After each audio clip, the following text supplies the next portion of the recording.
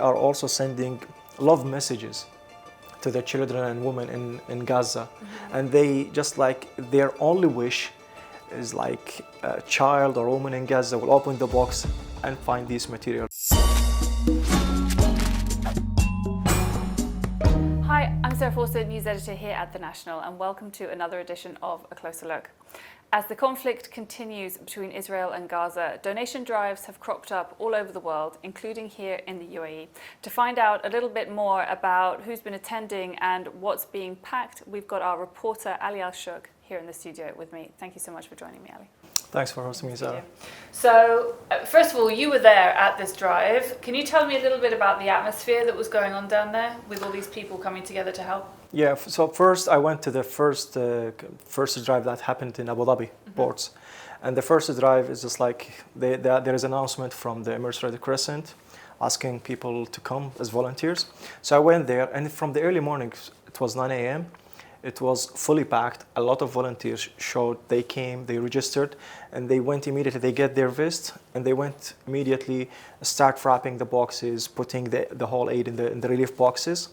So it was like, all of them were just like willing to participate in this drive.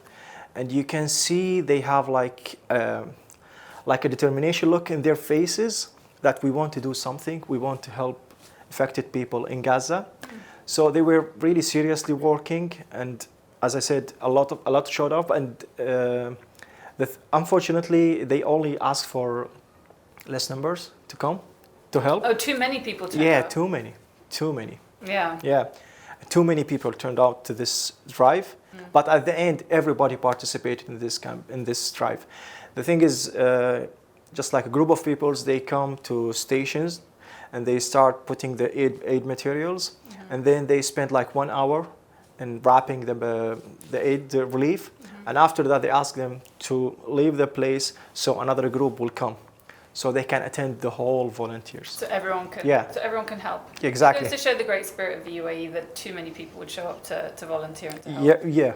Can you tell me what was going inside the boxes?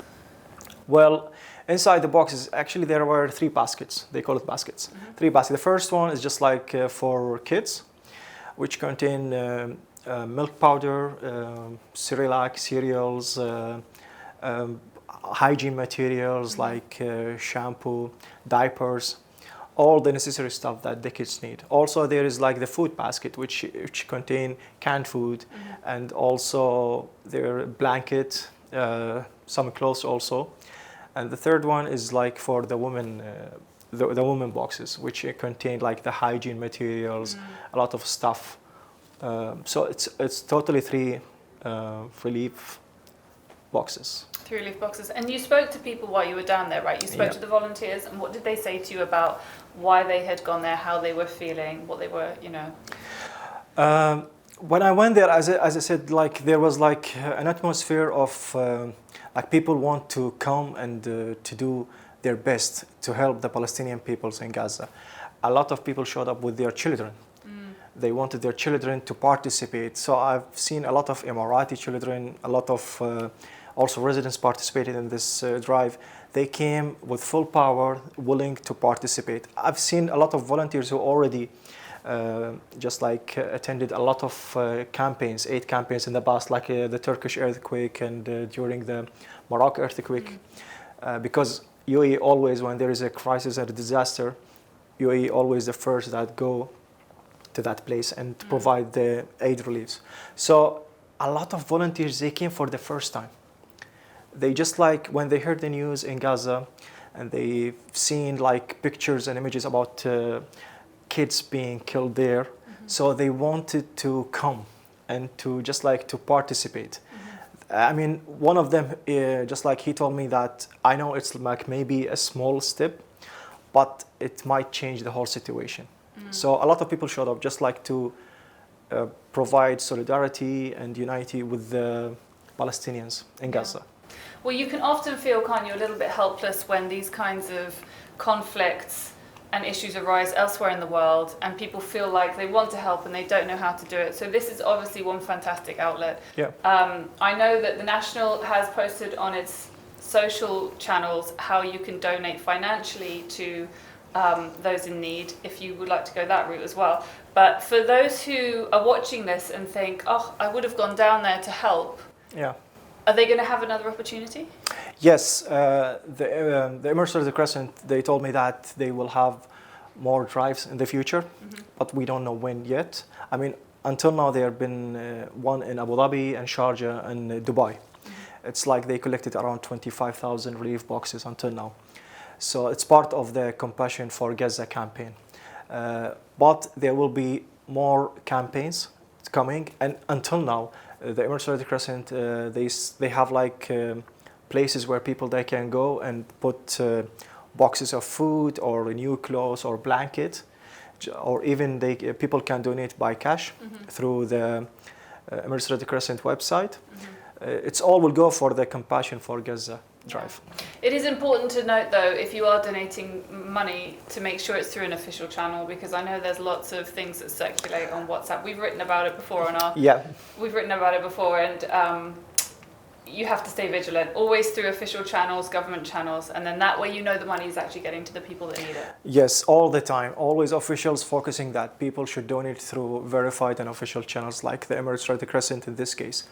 Also, Sarah, malls in the UAE start also collecting donation from people.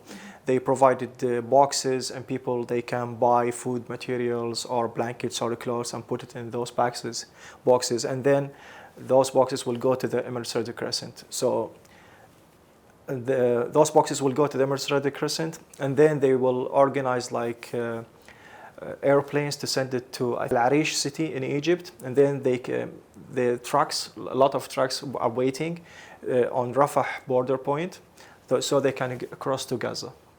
There have been reports that a lot of aid is being sort of stopped at borders, not being allowed through controls. How do people know, that they've given their time, they've gone down, they've volunteered, and they think this aid is getting to the people that need it? Is it being stopped along the way? Is it actually getting to those people in need at the moment? From the people that I interviewed during this campaign, a lot of them just like they were having this question also. They don't know if it will reach the Palestinians in Gaza. From the news that we are hearing that it's only few trucks are allowed to go to Gaza every day. I think 20 trucks per day or something, which is like it's not enough, because usually in the normal days the Rafah border used to cross like around 100 trucks per day. But people believe with the UAE that they can do something, and with the like a lot of pressure to open the borders, so can those donation drive will reach people where they were packing those boxes. They were telling me that like they are also sending love messages to the children and women in Gaza, and they just like their only wish is like a child or woman in Gaza will open the box and find these materials. At least it's like it will relieve them a little bit. So people, I'm sure that when the aid will reach Gaza, a lot of volunteers here will be happy knowing that they participated in the relieving of Gaza, of Gaza people. I think what we do know is that even if those volunteers down there, if we told them there was only a 5% chance this aid was going to get to the right people, they would still be down there first thing in the morning to pack. That's for sure. That's definitely. They will. All right. Well, thank you for joining me, Ali. Most welcome.